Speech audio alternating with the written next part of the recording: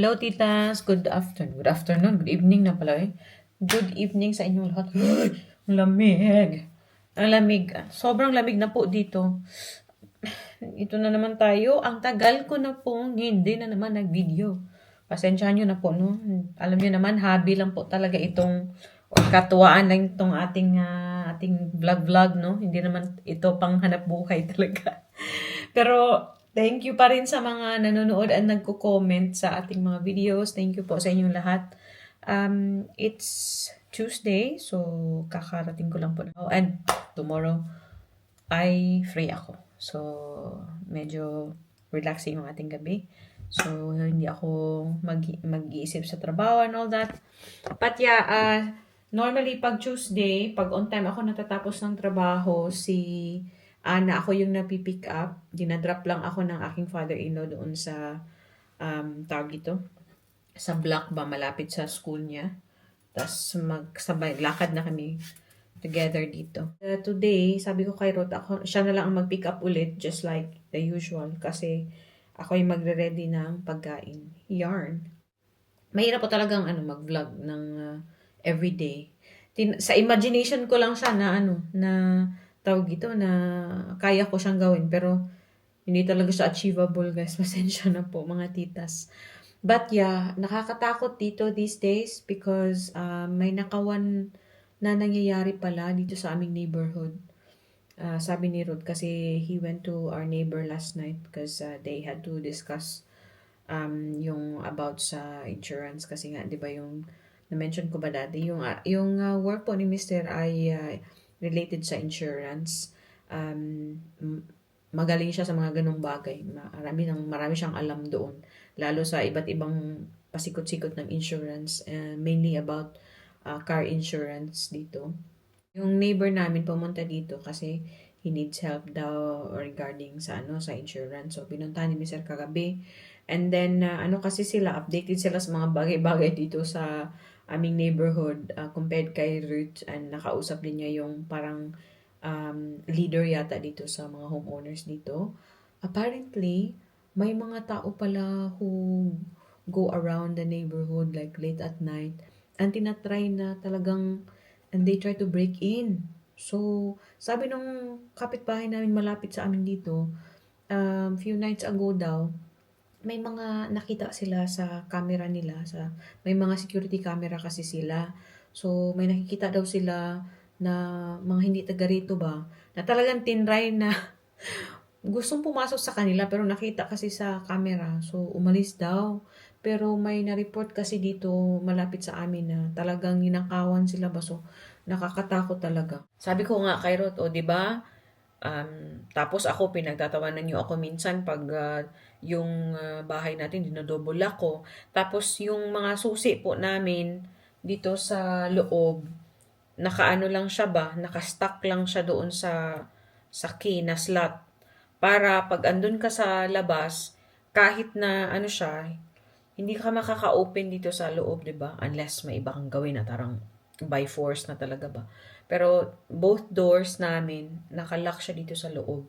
Nakakatakot lang no na akala mo safe ba, pero these days talaga ang dami na pong nare-report na nakawan, na hindi talaga safe, mga babae na naglalakad sa labas na ina-attack, yung ganun ba.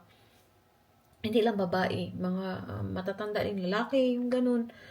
So nakakatakot na talaga siya. Pag sometimes I tell Ruth na I want to take a walk, or siguro sa gabi ganun gusto kong maglakad, pero nakakatakot na noon, 'di ba? Sabi ko kay Mister, it's about time na mag-install na kami ng security camera dito sa amin ba. Sabi niya oo daw. So we will work on that later. But yun yung mga nasagap kong balita. Mga nagbabagang balita. Yan. Pero wala pa po akong sinaing, no? Baka dumating na yung mag-ama, tas wala pa tayong sinaing. Mapagalitan tayo. Nahugasan ba ito? Ay, nako, hindi man naon yung namin pala, yung aming dishwasher pala, hindi naon kagabi. So, hindi din naon kaninang umaga. Ay. Ganun talaga, guys. pag parehong nagtatrabaho. So, kung sino ang may mas time or mas na-notice na kailangan tong gawin, kailangan tong ganyan. So, nagkukusa na lang tayo, no? Pero minsan si Mr. kailangan to lang sabihan. Ano ba yan? Yaw-yaw na ko diri. Ay, di ako na ko ugma. Oh my God. Samtaan eh. And yung rice ko po, paubos na. Huwag nyo na pong, don't mind na lang yung aming pantry guys, no? Kailangan ko pang ayusin ulit dito. Kasi yung mga kasama ko sa bahay, lagay nang lang lagay kung may space pa, yun. So, kailangan ko na namang mag-sort dito. I need to make time for this. But, sa sobrang busy ng buhay dito, kailangan ko ta siyang paglaanan ng panahon. Char lang. Paubos na yung aking rice. Oh, naunsa nung tani. Uy. Yung rice cooker ko, ano din, tinatawag. Kailangan pa po kasi itong ayusin din yung pantry namin, yung freezer, kung saan kayo nakapatong. Kailangan namin siyang i-dispatch tapos lalagyan ko ng mga shelves pa dito para mas may space. Tapos yung mga panglinis ko, like yung vacuum cleaner, yung mga pang-mop ko, dito ko siya sa ilalim kasi may space pa dito sa ilalim. Basta hindi naman nagagamit. Dito ko na lang ilagay. Tapos dito na side yung mga pagkain o yung mga stuff. Mabuhi pa taani. Wala may tayo bugas, uy. Saan taani, uy?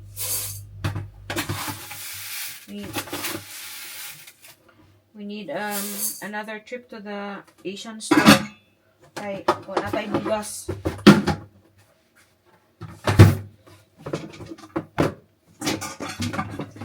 Tapos yung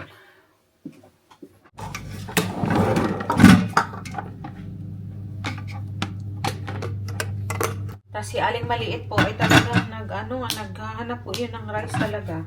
Katulad tonight. So, galing yun sa school. And sa kanyang daycare. So, pag-uwi nun, maghahanap yun ng rice. Buti may nakahanda na po akong ulam niya. Yung kanyang paboritong chicken.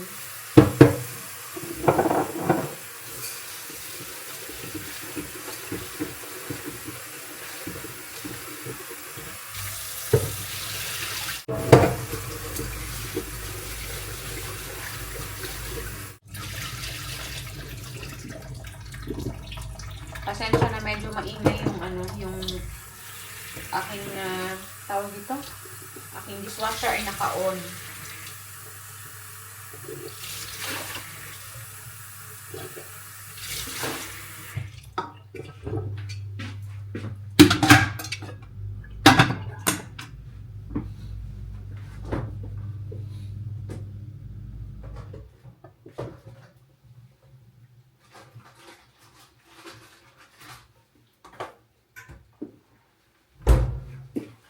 Ayan, so may chicken pa ako from last night na ginawa ko for Anna, yung chicken adobo na masabaw.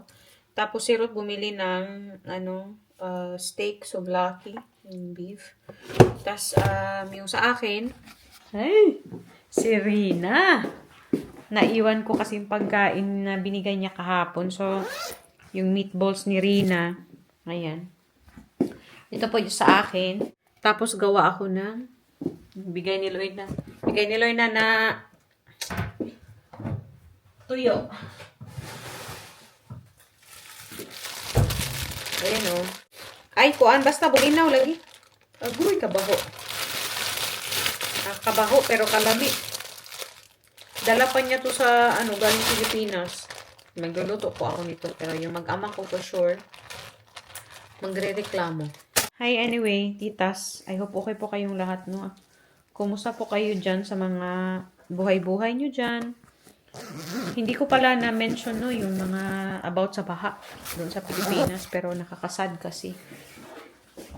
And thankfully, yung mga relatives ko naman and mga kakilala, thankfully okay po sila, safe po sila. Siyempre, may mga iba sa kanila na na-damage talaga yung kanilang bahay, yung property, yung mga gamit. Pero most importantly, sila, safe po sila ng family nila. Ang bango ng parang ang daming herbs tsaka garlic yung steak ni Ruth. Charep!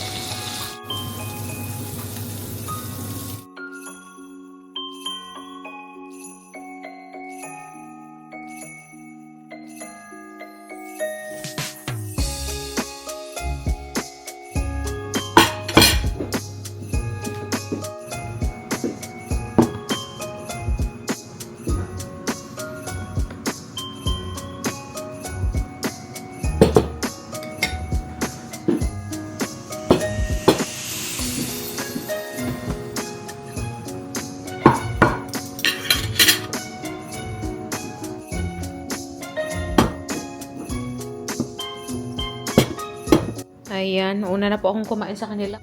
Yan ating meatballs. Yan yung ating manok. Tapos kay Papa, mainit pa naman. Tapos yung kay Ana. And sa akin, yung tuyo. Kain.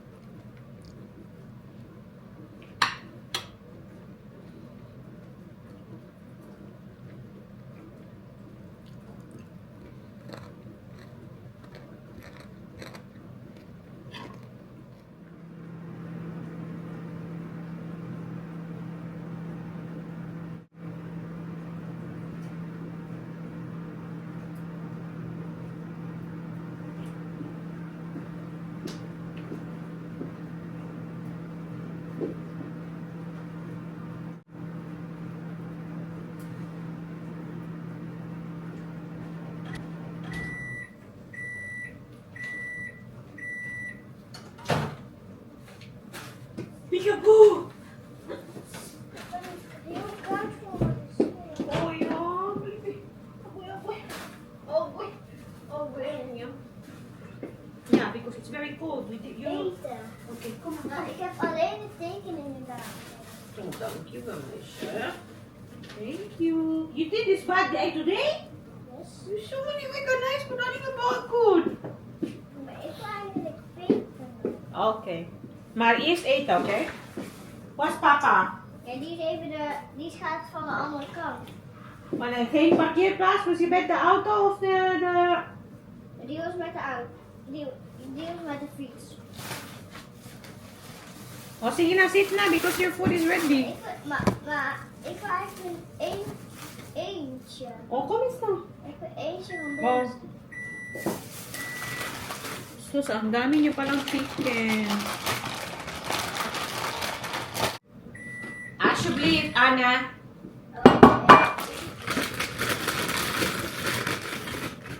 Sus, Ginoo, kadaghan ba, ani, oy? There's a lot of food. We cannot finish everything. I also have other food. Oh. Hi, titas. And then there's also, yeah, the rice is still a little bit hot lang. Oh, not hot. Lekker warm. Oh ja. Ciao. Het was een beetje koud buiten, hè? No, it's not complaining. Ja, she was complaining. It takes a long time, so she was complaining. Hoe is het? Yan yung kairot. Oh. Init ko na lang. Papa, It's Kijk, deze smakelijk! is ook lekker. ik wil weer niet. Oh, die voelt...